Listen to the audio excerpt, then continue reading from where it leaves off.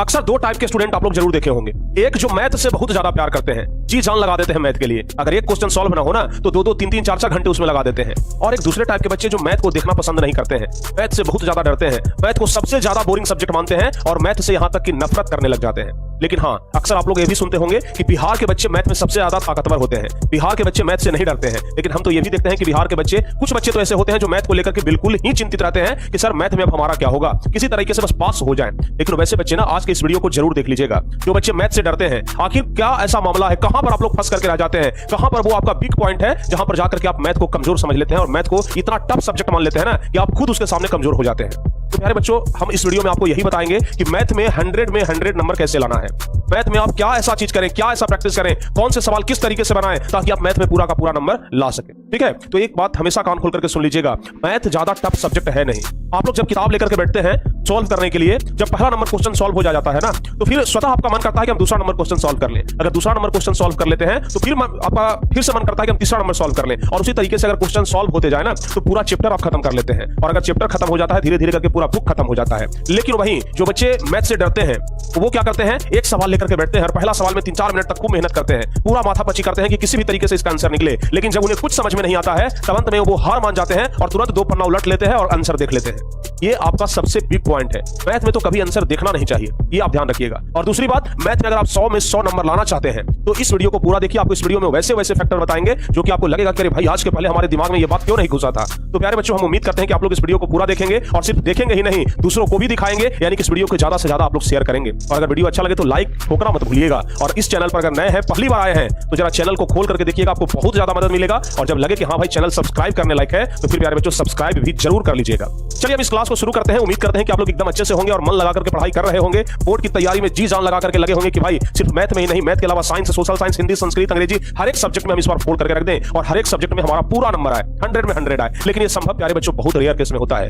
आप लोगों को पता है ना कि साइंस, सोशल साइंस, हिंदी, ये सब सब्जेक्ट ऐसा है ना, हार्डली 98, 99 नंबर जा सकता है, लेकिन 100 में 100 बहुत रेयर केस में मिलता है। लेकिन मैथ एक ऐसा सब्जेक्ट है जहां देखेंगे कि अधिकांश बच्चों को ना जो पूरा पूरा बना करके आए हैं वहां 100 में 100 है। पता है क्यों? क्योंकि मैथ में हर्षिकार, दीर्घिकार या फिर स्पेलिंग मिस्टेक का तो कोई मायने रखता नहीं है। यहां पर तो सीधे आपको सॉल्यूशन निकालना है। और मैथ एक ऐसा सब्जेक्ट है, अगर आप पूरा सॉल्व नहीं करते, अगर आधा सॉल्व भी कर लेते हैं ना, फिर आपको आधा नंबर मिल जाएगा। समझ गए? अगर 1/4 भाग भी सॉल्व कर लेते हैं तो आपको 1/4 नंबर मिल जाएगा। यानी कि जितना मेहनत उतना आपको मेहनताना उसका मिल जाता है। समझ गए? तो हम प्यारे बच्चों इस वीडियो में आपको यही बताएंगे कि मैथ के जो सवाल होते हैं उसको किस तरीके से डील करना है। देखिए, एक बात ना आपको हम हमेशा के लिए बता करके चलते हैं कि मैथ से सबसे पहली बात डर खत्म करिए। अक्सर कहा जाता है ना, डर के आगे जीत है। अगर एक बार कोशिश करके देख लिए ना, अगर प्यारे बच्चों जिस रास्ते पर अभी हम आपको बताने वाले हैं, जिस रास्ते पर लेकर के चलने वाले हैं, अगर एक बार उस रास्ते पर चल दिए ना तो फिर आपको मैथ से कभी डर नहीं लगेगा। अब हम लोग सीधे आगे बढ़ते हैं और आपको बताते हैं कि मैथ क्या है। अगर प्यारे बच्चों एक सिंपल एग्जांपल के जरिए हम आपको समझाना चाहें कि एक बच्चे जिनको दिल्ली नहीं देखा है, यानी कि कभी वो दिल्ली गए नहीं है, उनको आप पटना से दिल्ली के लिए बोल दीजिए कि भाई चले जाओ दिल्ली, वो कहेंगे कि हमको रास्ता ही नहीं देखा हुआ है, हम कैसे दिल्ली चले जाएं। लेकिन वहीं अगर उनको दिल्ली वाले ट्रेन पर बिठा करके बोलिए कि ये ट्रेन दिल्ली तक जाती है, तुम इस पर बैठ करके दिल्ली पहुंच जाओगे, तो वो बच्चा राजी खुशी बैठ जाएगा और कहेगा कि हम दिल्ली पहुंच के कॉल कर लेंगे। समझ गए ना? उसी तरीके से मैथ है प्यारे बच्चों। मैथ में आप लोग क्वेश्चन देखते हैं लेकिन लक्ष्य तक नहीं पहुंचते हैं, यानी कि आंसर तक नहीं पहुंच पाते हैं, बीच में ही उलझ करके रह जाते हैं। इसका सबसे बड़ा फैक्टर क्या है पता है? और या फिर हम कह सकते हैं कि जो खास करके वैसे बच्चे जो मैथ को टच भी नहीं करना चाहते हैं, दूर से देख करके हड़क जाते हैं, वैसे बच्चों के लिए ना हम सबसे पहले कहेंगे कि मैथ में ना आप सबसे पहले जितने भी सारे फॉर्मूला है, टोटल फॉर्मूला ध्यान रखिएगा, ठीक है ना, टोटल फॉर्मूला को पहले प्यारे बच्चों रट लीजिए। क्योंकि अभी जो हम आपको एग्जांपल दिए ना, अभी जो हम आपको एग्जांपल दिए कि अगर हम दिल्ली वाले ट्रेन पर बिठा दें तो आप दिल्ली राजी खुशी चले जाएंगे, तो समझिए कि एक तरीके से ये फॉर्मूला क्या है, आपका ट्रेन है, फॉर्मूला ट्रेन है। अगर इस ट्रेन पर बैठ गए ना तो फिर आप लक्ष्य तक पहुंच जाएंगे। भले आपको ये जानकारी रखना होगा कि ट्रेन का ड्राइवर कैसा है। कहीं ऐसा तो नहीं ना कि ट्रेन बीच में एक्सीडेंट करा दे या फिर गाड़ी बीच में एक्सीडेंट करा दे और वो ड्राइवर आप खुद हो प्यारे बच्चों। समझ गए ना? ये फॉर्मूला तो सिर्फ एक ट्रेन है, तो आगे बढ़ती जाएंगी। किस तरीके से उसे हैंडल करना है, किस तरीके से किधर स्टीयरिंग मोड़ना है, ये आप पर निर्भर करता है। समझ गए? तो ये फॉर्मूला एक गाड़ी है जिस पर आप बैठ गए तो आप आंसर तक पहुंच ही जाएंगे। तो इसलिए जितने भी सारे फॉर्मूले हैं क्लास 10th में या फिर आप किसी भी क्लास में हो, अगर जितने भी सारे फॉर्मूले हैं तो पूरा फॉर्मूला आपके माइंड में होना चाहिए, पूरा फॉर्मूला आपके दिमाग में होना चाहिए। कभी भी कहीं भी किस फॉर्मूला का जरूरत पड़े तुरंत वो दिमाग में आना चाहिए और दिमाग से निकल करके कॉपी में छप जाना चाहिए। तो इसलिए हम आप लोगों से एक बात कहेंगे, अगर आप चाहते हो ना कि मैथ को हम एकदम स्ट्रांग बना लें, मैथ को हम एकदम ताकतवर बना लें, अपना मुख्य हथियार हम मैथ को ही बना लें, तो इसके लिए प्यारे बच्चों चैप्टर वाइज फॉर्मूला सीट आपके पास होना चाहिए। हम क्या बोल रहे हैं ध्यान रखिएगा, आपके पास ना chapter wise formula seat chapter wise formula seat आपके पास होना ही चाहिए, तभी जाकर के आप मैथ को बढ़िया से डील कर पाओगे। समझ गए? तो आज और अभी एक बात ध्यान रखना, आज और अभी आप लोग अगर फॉर्मूला सीट नहीं बनाए हो तो आज और अभी प्यारे बच्चों फॉर्मूला सीट बना लीजिए और हर एक सप्ताह में उसे ना रिवाइज करिए। देखिए फॉर्मूला आपको याद होना बहुत ही ज्यादा जरूरी है। और अगर फॉर्मूला पूरा याद हो गया तो डायरेक्ट क्वेश्चन सॉल्व मत करिए। समझ गए ना? डायरेक्ट क्वेश्चन सॉल्व मत करिए, फंस जाइएगा। समझ गए? अगर आप थोड़े बहुत गाड़ी चलाना सीख गए हैं तो डायरेक्ट बाईपास पर लेकर के नहीं निकल जाइएगा, नहीं तो एक्सीडेंट हो जाएगा ना। तो अगर आप फॉर्मूला पूरा समझ गए, अगर आप फॉर्मूला को अच्छे तरीके से रट लिए या फिर फॉर्मूला पर आपका पकड़ बहुत बढ़िया बन गया है ना, तो आपको अब क्या करना है कि एग्जाम्पल का प्रैक्टिस करना है। समझ गए? हर एक किताब में एग्जाम्पल तो होता ही है, आपको क्या करना है ना कि एग्जाम्पल स्टार्ट बाई एग्जाम्पल। प्यारे बच्चों ध्यान रखिएगा, स्टार्ट बाई सोल्विंग एग्जाम्पल। अब हमारा सेकंड टिप्स है स्टार्ट बाई सोल्विंग एग्जाम्पल। ठीक है? एग्जाम्पल को आप सॉल्व करना शुरू करिए, क्योंकि पता है आप एग्जाम्पल को सॉल्व करेंगे, कहीं पर फंसेंगे ना तो वो एग्जाम्पल आपको मदद कर देगा, क्योंकि एग्जाम्पल में तो भाई सॉल्यूशन दिया हुआ रहता है, तो आपका फंसने का कोई चांस ही नहीं है। तो आप ना एग्जाम्पल को जितना किताब में जितना भी एग्जाम्पल है ना, एक भी एग्जाम्पल को छोड़िए मत। किताब में जितना एग्जाम्पल है एक भी एग्जाम्पल को मत छोड़िए। देखिए बिल्कुल बेसिक से बता रहे हैं, अगर आपके अंदर मैथ को लेकर के डर है ना, वैसे बच्चों के लिए खास करके हम बता रहे हैं कि आप एग्जाम्पल को छोड़िए मत, एक एक एग्जाम्पल सॉल्व कर दीजिए। और अगर आप एक एक एग्जाम्पल सॉल्व कर दिए तो यकीन मानिए आप पूरा किताब का एक एक क्वेश्चन बना लेंगे, आप कहीं पर भी नहीं फंसेंगे। समझ गए ना? तो सबसे पहला चीज क्या है, आप फॉर्मूला को देख लीजिए, पूरा फॉर्मूला प्यारे बच्चों रट जाइए, सबसे पहला चीज। दूसरा चीज, पूरा क्वेश्चन को आप बना लीजिए, पूरा एग्जांपल बनाइए। और अगर एग्जांपल बन जाए ना, अगर प्यारे बच्चों एग्जांपल बन जाए तो उसके बाद ना आप पूरा एक्सरसाइज बना लेंगे। लेकिन कुछ बच्चे करते क्या है, देखिए कुछ बच्चे करते क्या है, सोचते हैं कि जितना देर में फॉर्मूला याद करेंगे ना आंसर भी याद कर लेंगे। समझ गए ना? बहुत सारे बच्चे क्या करते हैं ना कि आंसर को रट जाते हैं। अरे भाई सोशल साइंस और साइंस नहीं है यहाँ पर आप क्वेश्चन को रट जाएंगे, ये गणित है, ये प्रैक्टिस का चीज है। आप रट करके जाएंगे 5 वैल्यू और वहां दे देगा 5 की जगह 6 वैल्यू, आप क्या करेंगे बताइए ना? तो इसलिए ना कभी भी मैथ के सवाल को रटिए मत, कॉन्सेप्ट को समझ लीजिए। कॉन्सेप्ट आप रट सकते हैं कि हाँ इस तरीके से इस सवाल को बनाया जाता है, कॉन्सेप्ट रट सकते हैं। लेकिन मैथ में बहुत सारे बच्चे करते हैं क्या, एग्जांपल या फिर एक्सरसाइज 3.2 का क्वेश्चन नंबर 4 का आंसर ये होगा, इस तरीके से क्वेश्चन को रटे हुए रहते हैं। ये बिल्कुल गलत है। तो कभी भी रटना मना है प्यारे बच्चों, ध्यान रखिएगा।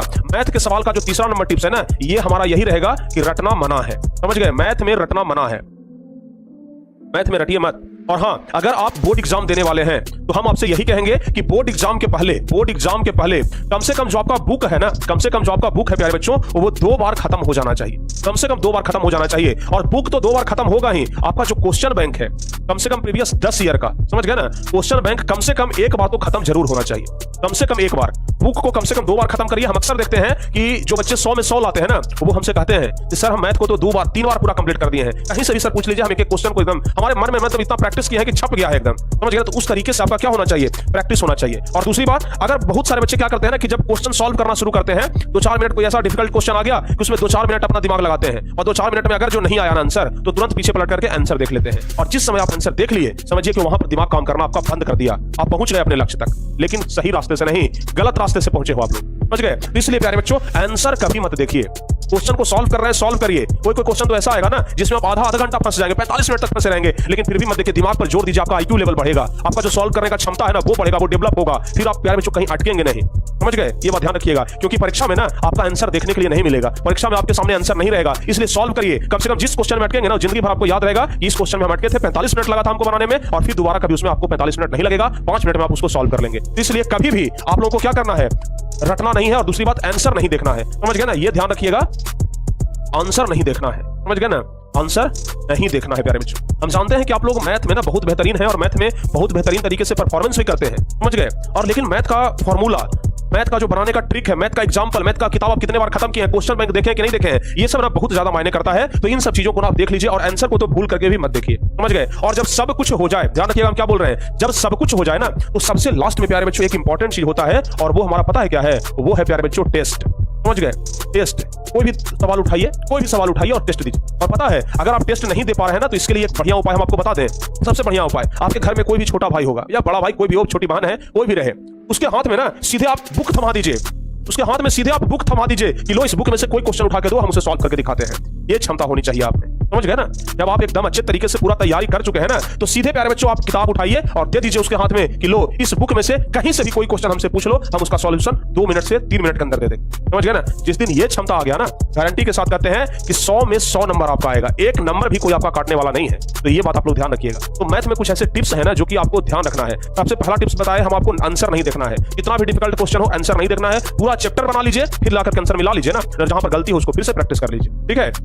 आंसर नहीं देखना है, पूरा फॉर्मूला रट जाना है, क्वेश्चन को रट जाना है, ये बिल्कुल मत करिएगा। समझ गए ना? बहुत सारे बच्चे क्या करते हैं, क्वेश्चन को रट जाते हैं। अरे भाई मैथ में क्वेश्चन नहीं रटा जाता है, तो मैथ में समझना है और जितना ज्यादा से ज्यादा हो सके प्रैक्टिस करिए। मैथ प्रैक्टिस का चीज है और हाँ, कोशिश करिए कि मैथ पर ज्यादा ध्यान दें। और दूसरी एक सबसे इंपॉर्टेंट बात बता देते हैं, हम देखिए पढ़ाने के लिए तो हम खुद मैथ पढ़ाते हैं प्यारे बच्चों, हमारे चैनल पर मैथ पढ़ाया जाता है, लेकिन एक बात ध्यान रखिएगा, मैथ ना प्रैक्टिस का चीज है।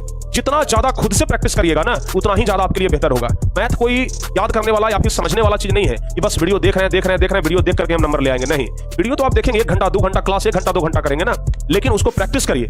जितना ज्यादा आप खुद से प्रैक्टिस करेंगे, उतना ही ज्यादा आपका नंबर बढ़ेगा और उतना ही ज्यादा आपका माइंड शार्प होगा। तो प्रैक्टिस प्यारे बच्चों बहुत जरूरी है। हम बार बार यही कहेंगे कि मैथ में जितना ज्यादा से ज्यादा प्रैक्टिस हो सके करिए। और कभी भी किसी क्वेश्चन को देख करके ये मत बोल दीजिए अरे ये वाला क्वेश्चन, इसमें तो ये वाला फॉर्मूला होगा, ये तो बन जाएगा। नहीं प्यारे बच्चों, बन जाएगा ऐसा मत बोलिए, उसको बना दीजिए ना। मैथ में उसको बना दीजिए, बन जाएगा ये कह करके उसको मत टाल दीजिए, उसको बना लीजिए ना। हो सकता है कि लास्ट में जाकर के आप उसमें सोल्यूशन में अटक जाए, हो सकता है उसका सोल्यूशन बहुत बड़ा रहे, सिर्फ फॉर्मूला कि हाँ ये वाला फॉर्मूला सेट हो जाएगा, ये छोड़ देते हैं। ऐसा बिल्कुल भी मत करिए, समझ गए?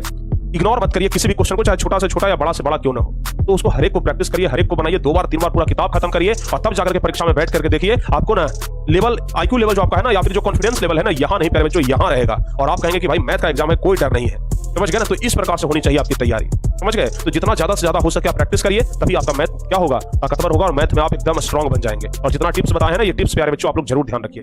चलिए, उम्मीद करते हैं कि इस वीडियो में आपको बहुत कुछ सीखने के लिए मिला होगा और अगर इस तरीके से आप लोग तैयारी करते हैं तो शायद मैथ आपका क्या स्ट्रांग बन जाए। समझ गए ना? तो उम्मीद करते हैं कि आगे से आप लोग इसी तरीके से करेंगे और इसी तरीके से आप लोग तैयारी भी करेंगे। तो चलिए प्यारे बच्चों, आज के इस वीडियो को यहीं पे समाप्त करते हैं। अगर वीडियो अच्छा लगा हो तो लाइक करके जाइएगा और हाँ, अगर अच्छा लगा हो, अगर आपको लग रहा हो कि नहीं ये वीडियो शेयर करना चाहिए तो शेयर जरूर कर दीजिएगा। और जो बच्चे चैनल पर नए हैं, चैनल को जरूर सब्सक्राइब कर लीजिएगा नीचे रेड कलर के बटन को दबा करके, ताकि आगे आने वाले हर एक वीडियो का नोटिफिकेशन आपको मिलते रहे। मिलते हैं अगली क्लास में, तब तक के लिए जय हिंद।